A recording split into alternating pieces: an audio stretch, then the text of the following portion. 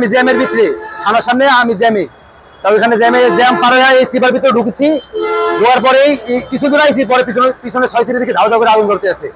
ধরার পরে আমি এখানে গাড়ি বামে চাপাইয়া এখানে সার্জেন্ট ছিল, রানিং ডিউটি সার্জেন্ট, আমি ওনার কাছে দৌড় দিছি। গাড়ি ঠিক করে বের করে গাড়ি এখানে ঢুকাইয়া ব্রেক হালকা পাড়া দিয়ে আমি আর কাছে দৌড় দিছি। স্যার আমার গাড়িতে আগুন জ্বলাইছে স্যার। পরে বলতেছে দাঁড়া দাঁড়া আমি দেখতে আসি।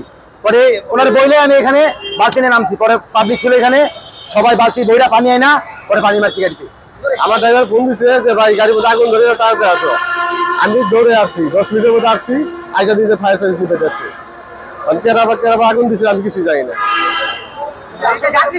না না যাত্রী ছিল না, ড্রাইভার বলছে কোনো যাত্রী ছিল না, একটা লোক আসছিল বলছে যে নাইবে গেছে, ওই বন্ধ যাই না বলছে উঠছে গেটে বলে গেটে নাইবে গেছে। এটা আসছে পলাশবাড়ি থেকে, যাবে ওই ভিতরে।